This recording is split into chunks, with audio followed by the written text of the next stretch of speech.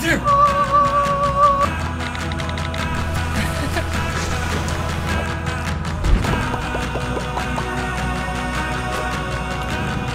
Boom! Should I open it?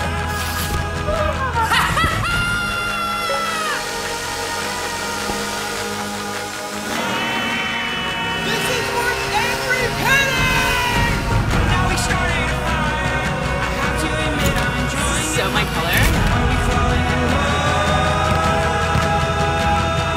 All we ever needed is a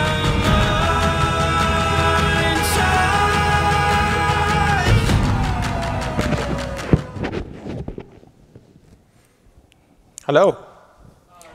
Awesome. Thank you, everybody, for joining. Sorry, 1 second. We have... OK.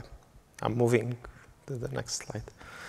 Awesome. My name is Gilbert Bouzaid. I'm the product manager for eBay Cloud. Again, thank you for joining us this evening. We're going to discuss with my colleague Vivek and Nearby from the storage team about how Swift is reshaping the future of storage at eBay. We'll definitely leave some time also for questioning at the end, and we'll be happy to take your questions and answer them then. Thank you. A very small brief about eBay before I start into the presentation. Who we are. At eBay of today, we are about 14,000 global employees. We have about 170 million active buyers. We have 24.4 billion of GMV. And also, we generate about 57% of international revenue. Focusing now on the eBay Cloud, we manage about 200,000 VMs, 80,000 bare metal, 4,000 application, 11 petabyte of storage. We also handle about 95% of eBay traffic, and we handle 250 billion requests per day. Thanks. A very brief also about the Swift team at eBay. From right to left, Vivek Jain, development manager. Nearby, software development engineer on the storage team. Lei Huang, the same. And myself, Gilbert, product manager. A very quick refresher on Swift before I talk more about Swift at eBay. Swift is a highly scalable, reliable object storage solution. Within Swift, you have accounts. Within accounts, you have containers. And within containers, you have objects. The Swift object, what they are. It can be pretty much, it can store any data type, pretty much.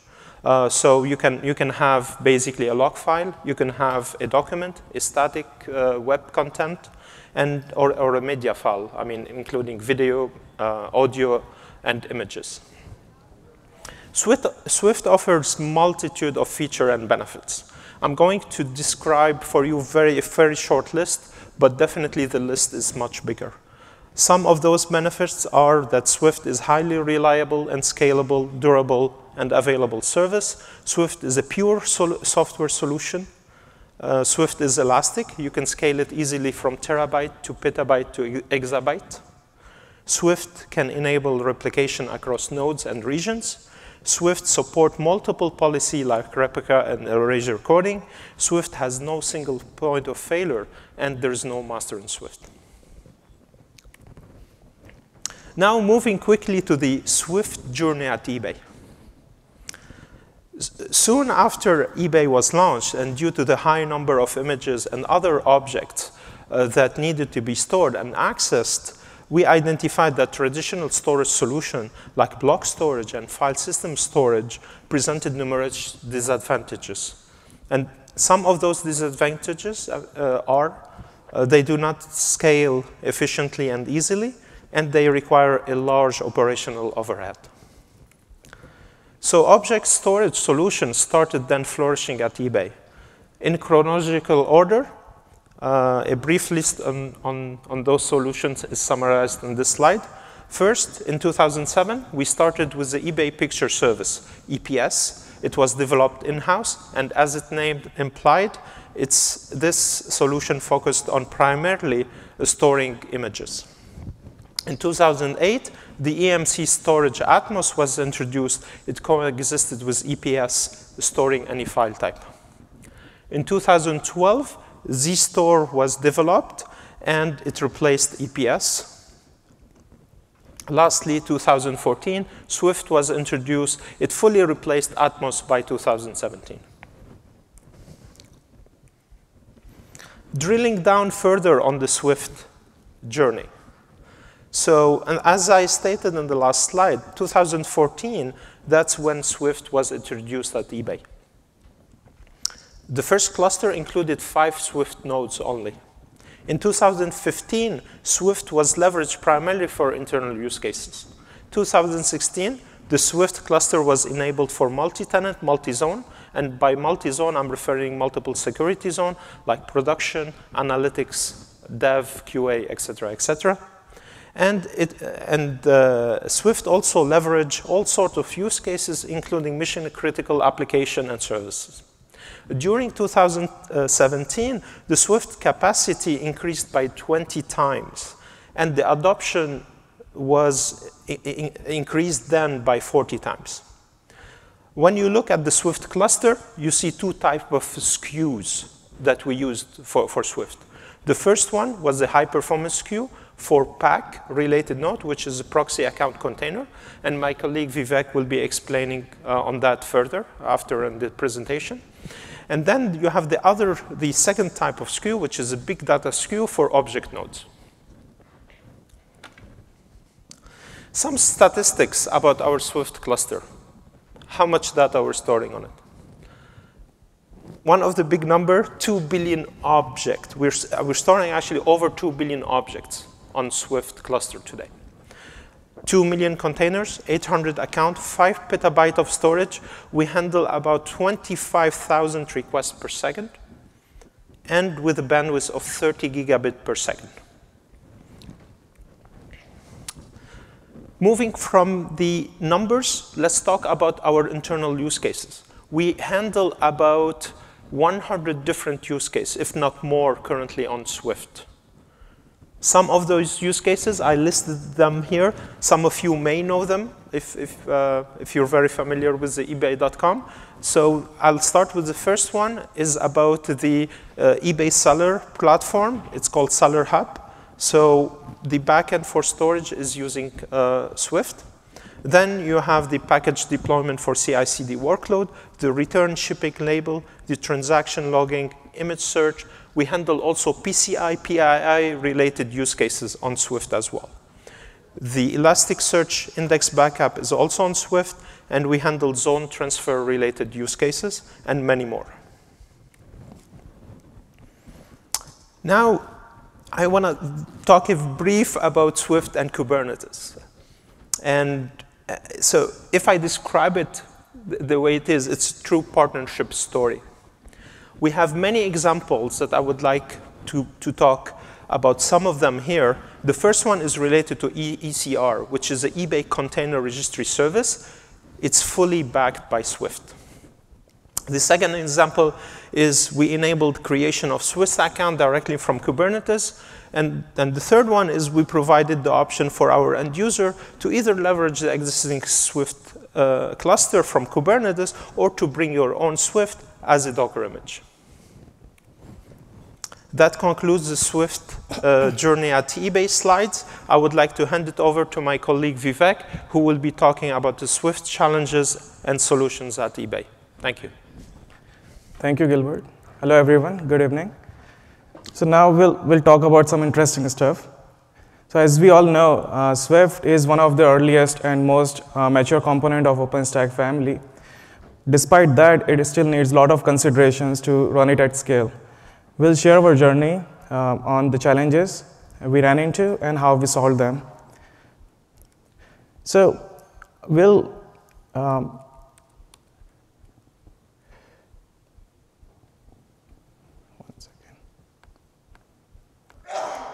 So I will be talking in high-level details of the solutions, but if you have any questions, please save it for the end, and we'll leave some time for a Q&A. So the very first challenge we ran into is the scale issues. Swift was introduced in 2014, and it soon became very popular. Huge number of use cases were onboarded on Swift, and the adoption increased rapidly. The cluster size grew exponentially. And to support the growth, what we used to do is just keep adding more nodes in the cluster to solve the demand. But soon it became apparent that we cannot scale horizontally anymore. Adding new nodes was not giving us the same benefit of proportional adding number of requests per second we can handle in cluster. So basically we hit the wall, as the image shows, right? So we had to turn down onboarding new use cases. We are not creating new accounts, and it's bad as a provider to turn down the accounts. And we went back to whiteboard. We asked question to ourselves that how do we scale? So it was not just Swift related issues. It was just how we deployed it in infrastructure related challenges, what components are being used, on what hardware we are running Swift, all those things. And in any of the solutions we were discussing, it's not like a very specific solution that, oh, you only have to focus on small size objects, or you only have to focus on large size objects, or concurrent usage, or archival usage. We have to support all these use cases in one Swift cluster. So the solution has to be a heterogeneous solution. So we went back to the whiteboard, we reviewed our architecture, discussed the bottlenecks, and initially, we figured out that our choice of hardware was not good enough. We were running all Swift roles, proxy, account, container, and object in one big hardware node.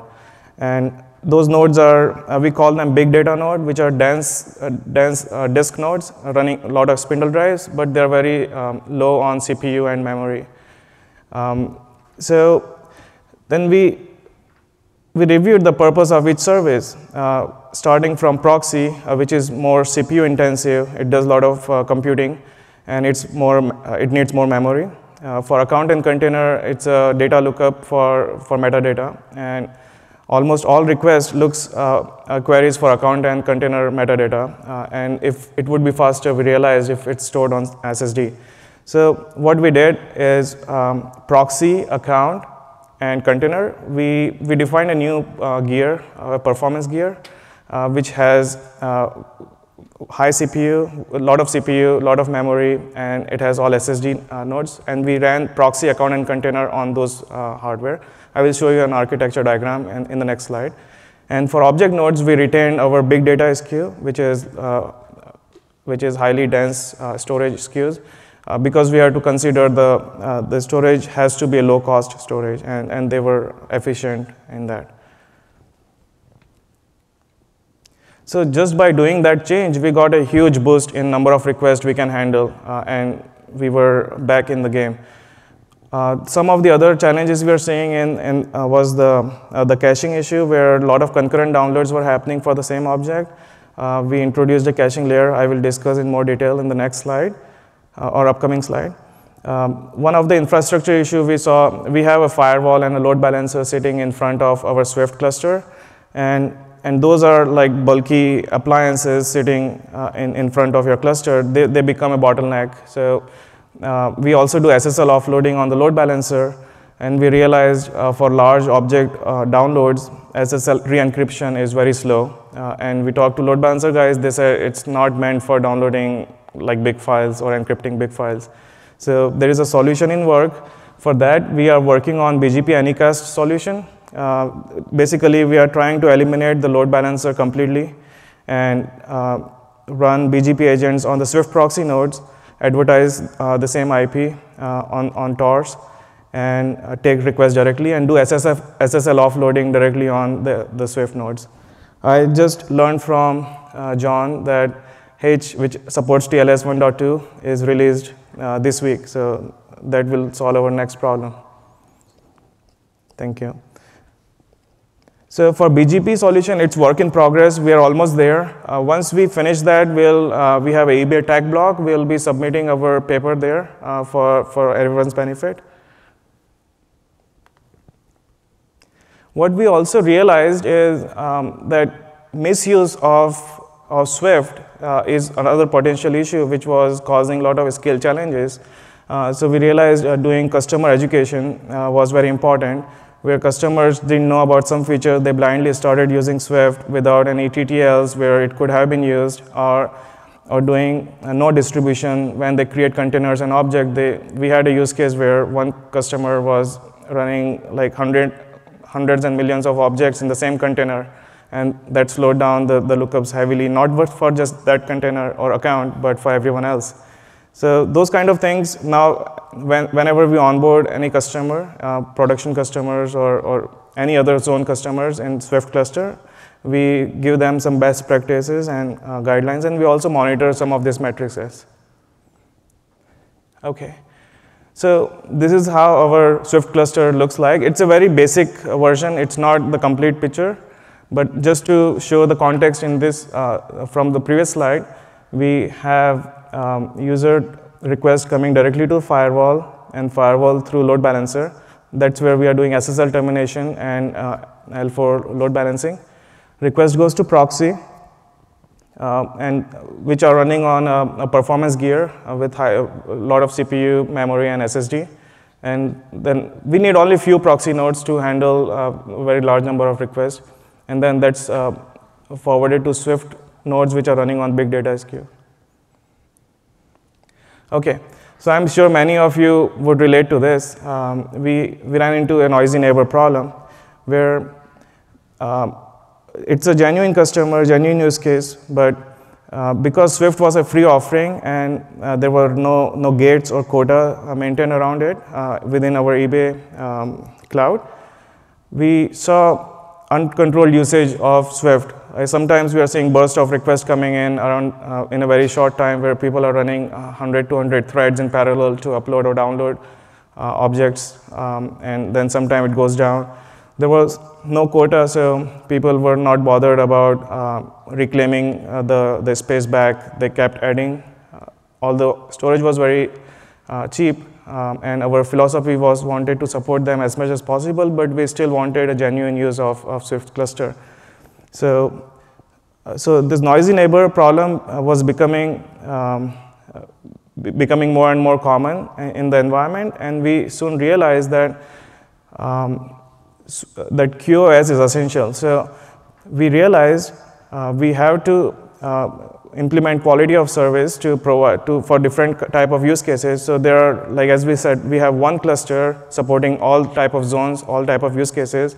For production or site-related accounts, we want to give them more bandwidth. We want to give them more support for a high number of requests. At the same time, there are some dev accounts or doing POC. We want to reduce their impact and usage on the Swift cluster so that it doesn't impact any site-facing use cases and cost us revenue. So first, we implemented request rate limit. I know there is an upstream middleware for request rate limit, but it is very basic. It only provides an option to set a rate limiting at the global level for all accounts. We wanted rate limit to be applied at each account level. And we extended that rate limit and implemented account level rate limiting, and also for each API method, like for PERT, GET, HEAD, POST, DELETE. So there is a default setting which is applicable on all the accounts, and any accounts which needs more, and if it's a production account, we work with them, we make sure we can support that, and we, depending on their usage, if they are high on GETs or PERTs, we provide them rate limit. And whatever rate limit we provide with some little oversubscription, we consider that we can handle them, and when we guarantee them this class of service. The other middleware we implemented is account quota. Again, there is a basic version of account quota in upstream, but we wanted account quota to be implemented per account level. The upstream one, I think, is providing an option to set a default account quota. So we do plan to contribute both these middlewares back to upstream, and there is work in progress for that. So account quota management, again, all the accounts by default will get a quota, and then production accounts can request for more. And we also reduce the account quota for POC use cases, so they don't even use default quota.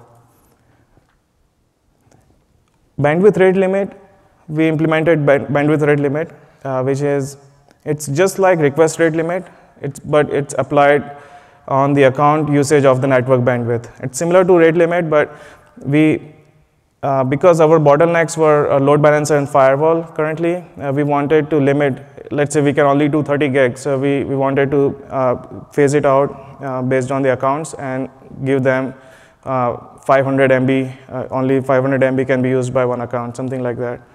So that came up very useful. It's in final versions of implementation, but we already have some beta version implemented for that.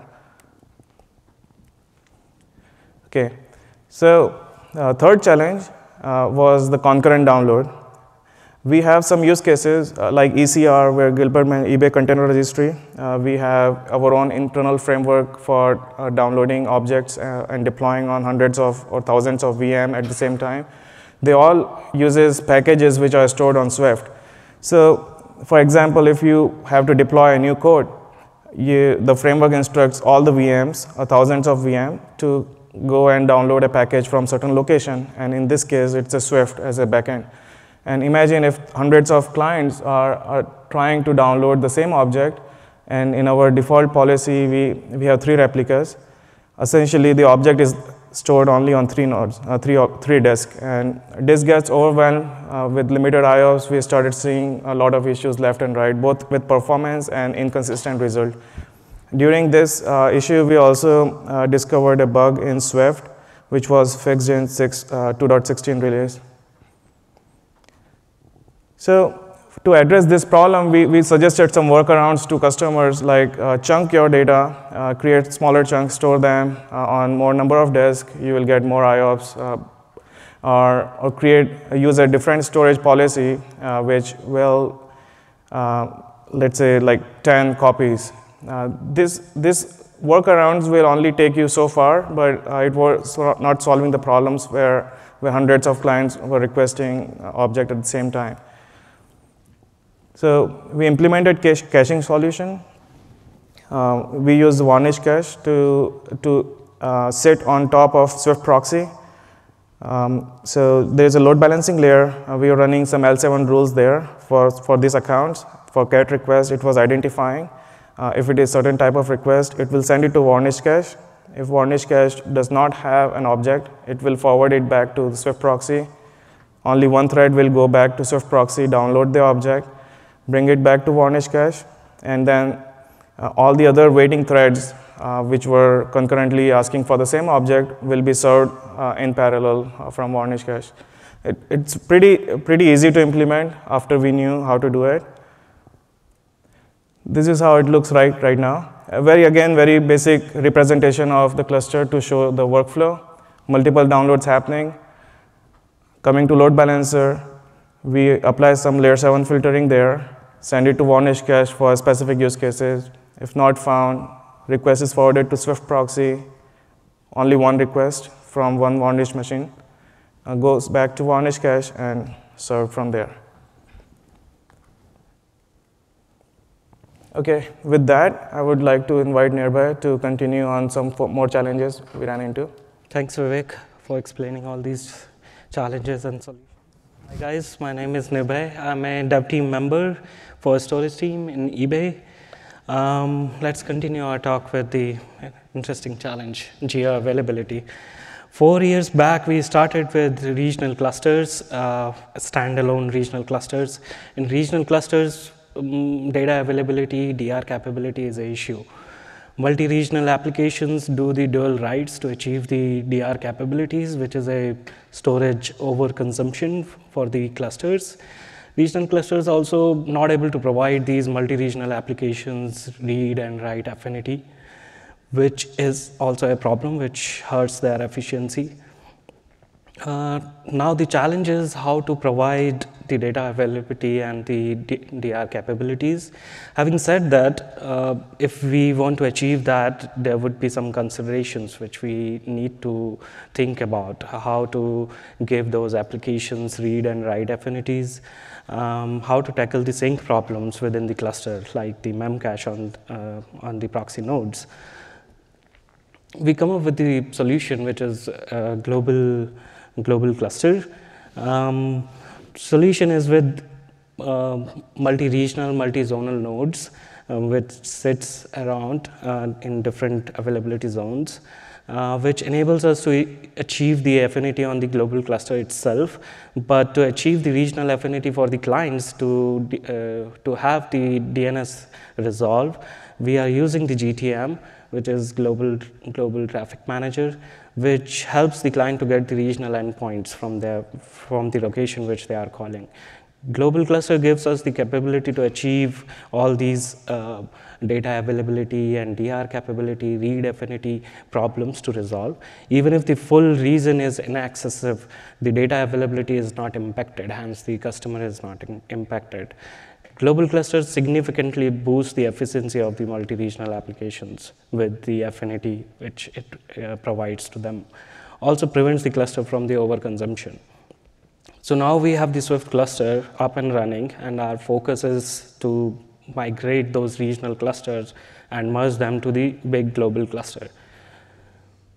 We are in process of migration to migrate these regional clusters and merge them to global cluster. We are using Substack's OneSpace open source tool to achieve this migration. This effort is in progress and will be completed soon. Let's move to our next challenge. So now we have a giant global object storage, which have a few challenges, which if you want to support the multi use cases from different zones like prod, EAZ, dev, staging, you need to have certain kind of capabilities within the cluster to accommodate them. Those are multi-tenancy, zone isolation, data isolation, subnet isolation, multi-zone accessibility, IP restrictions, improved ACL capabilities. To come up with the solution, we realized that Keystone and Swift middleware pipeline has to have a tighter relationship between them, where Keystone helps us to scope the project with zone and IP, and modify token, which in turn enables the Swift to enforce the zone isolation and IP restrictions. What happens then is when user requests for the token, that token comes with a scope of zone and IP, and the middleware pipeline on the proxy is able to enforce zone isolation. And token can only be used from the IP which requested the token generation. Once the client has the token, we are able to do the zone isolation and IP restriction on the middleware pipeline. We also do the ACL restrictions on the containers to prevent unallowed data movement between these different zones, which is dev or maybe prod or EAZ. Let's move to our next challenge. As the adoption of Swift increased within our organization, another challenge surfaced is data archival. All use cases which are available does not fit into generic Swift cluster policies and its usage patterns. Having said that, we encountered use cases which had the requirements for large data storage capabilities and which is for longer retention, and they were either using the current generic policy or they were waiting up to be onboarded onto the Swift cluster. Now to support those use cases in low cost and with equivalent durability as a generic cluster, there were challenges to be tackled.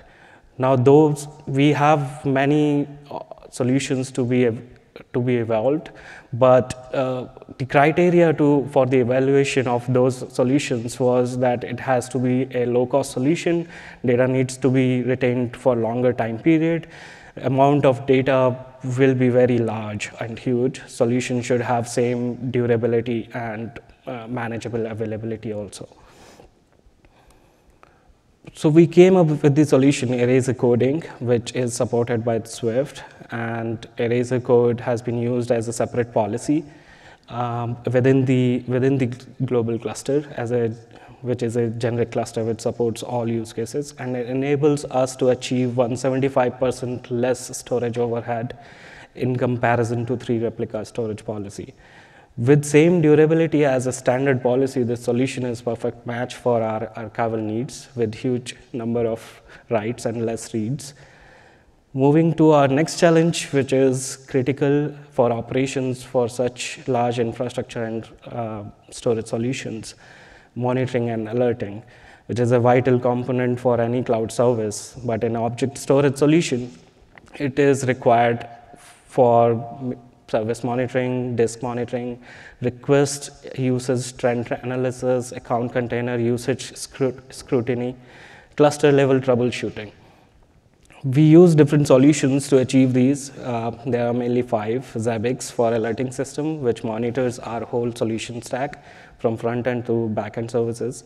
We use ELK stack for our log analysis and usage patterns.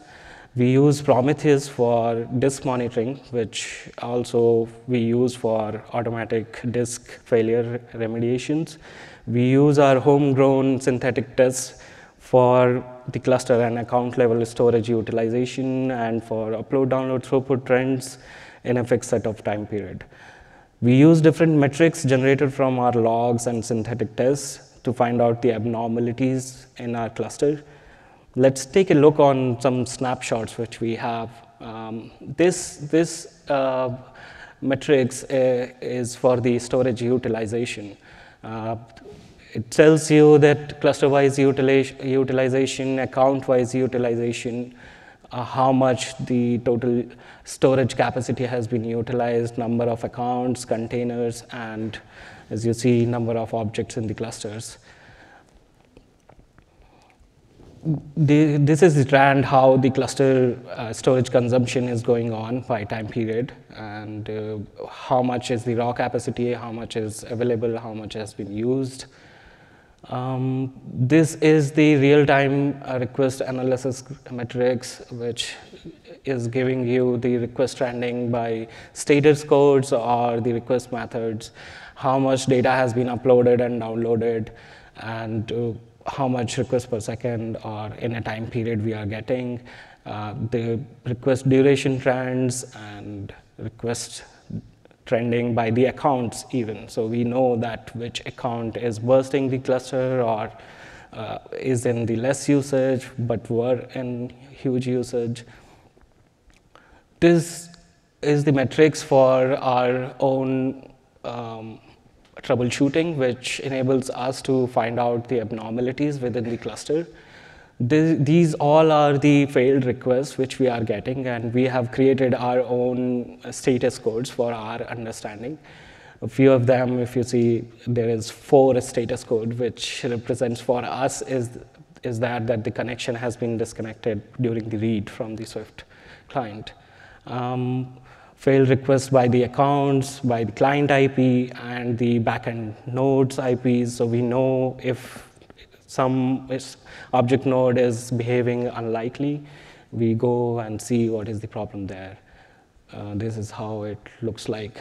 This dashboard is from our synthetic test, which tells us, so what we do is a test which we run periodically and do some functionalities on the Swift cluster. It tells us the upload, download time, throughput time, and are we matching our SLAs or not, if it is going down or those kind of things. So now I would like Gilbert and Vivek to join me and conclude our talk.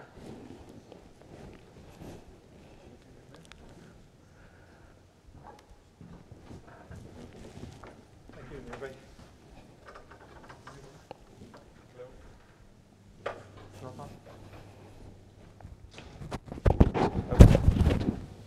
So in case anyone is wondering about the SALAMETER, it's not OpenStack SALAMETER, it's our homegrown version.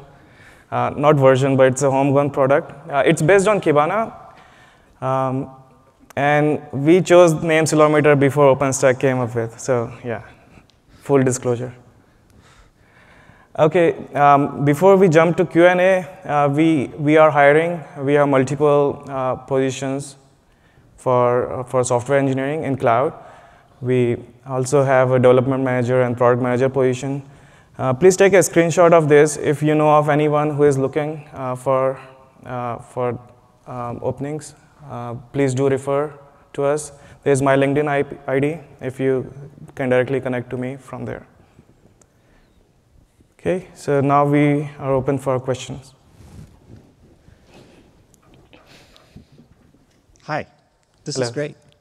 Thank you. So I'm super excited to hear about some of the cool stuff you've been adding onto your own thing, your own custom middleware, the quotas, the limiting, that kind of stuff. I'm even more excited to hear that you're going to contribute that back upstream. But the cool thing that it's great to hear the kind of problems that we can work on facing in the community together to make it better for you.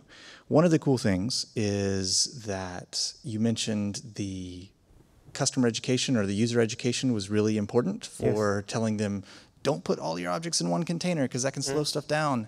That's not true anymore.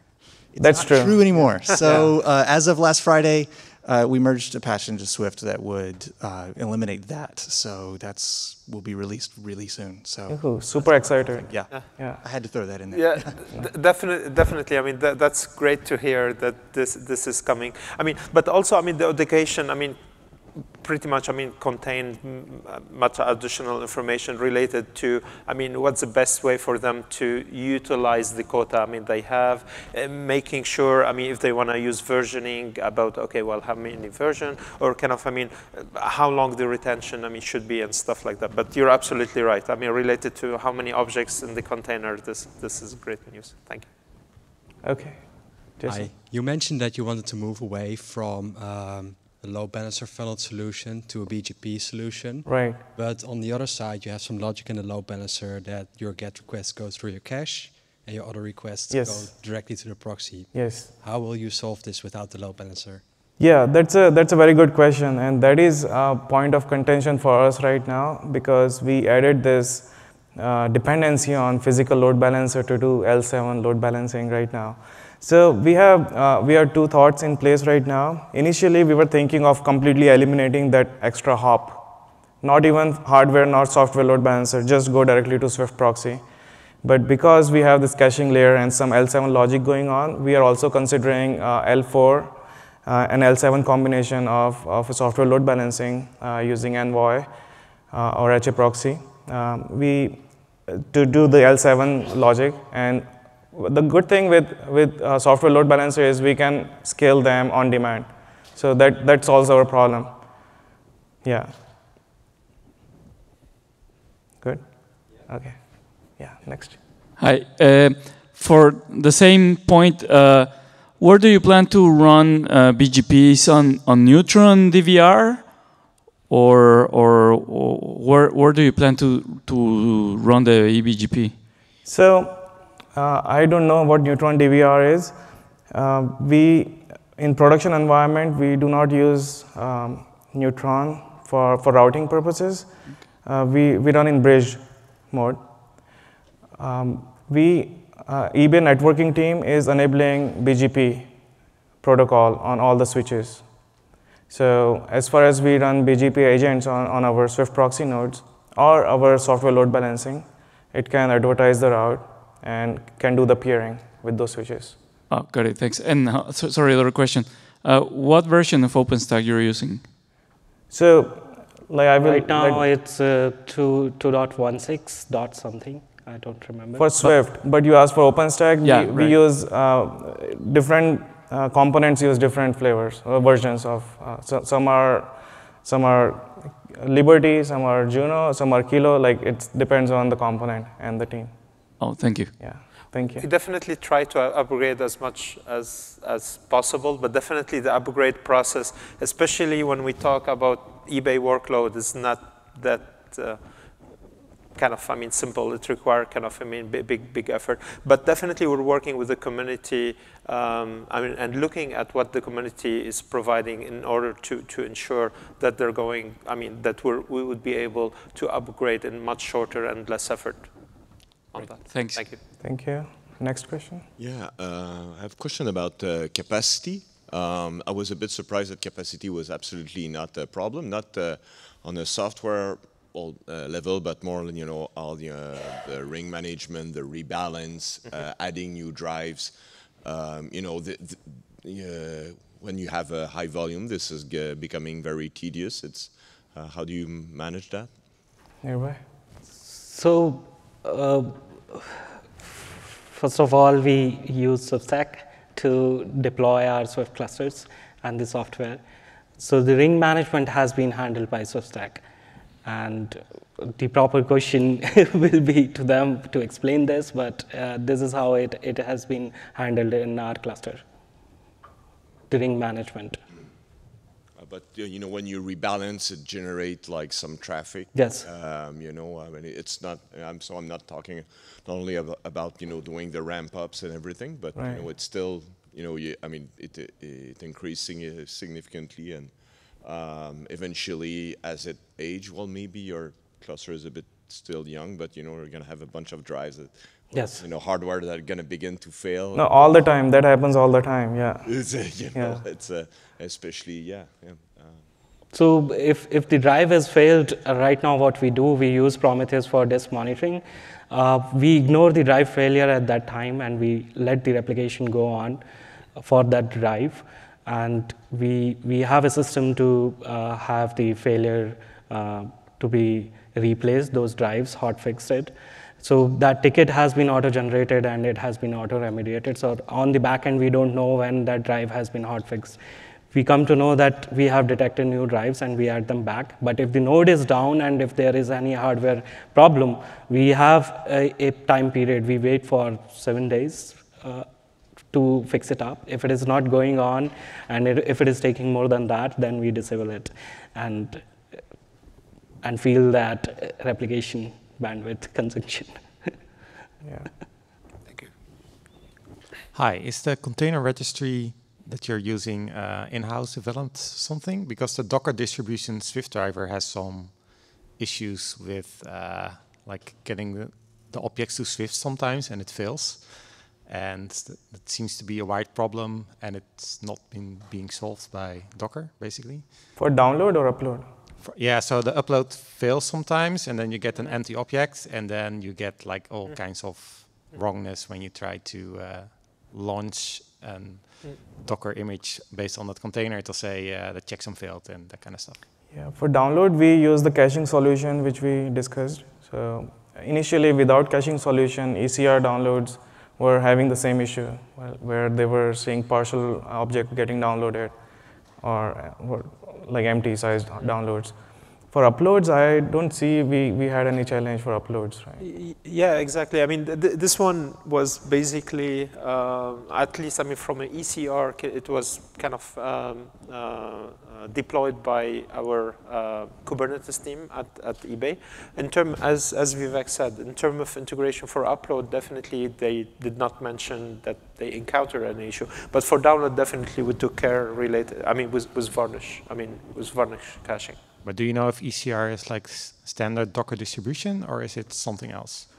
My understanding, it's a distribution. I mean, they may have updated or fixed some patches, some issues in there. That's my understanding.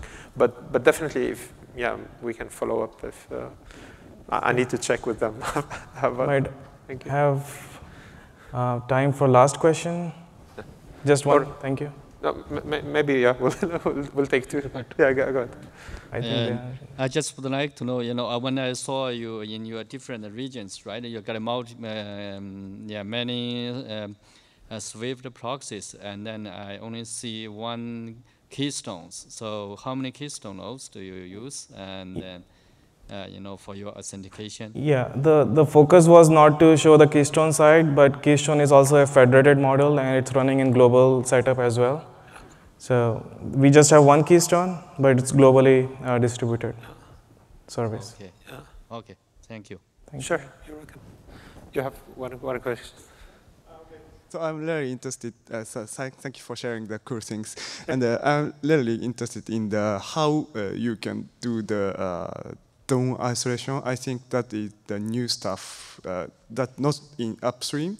So the DOM isolation absolutely could help to avoid the neighbor noises, but I cannot imagine how to do that in the on top of the Swift.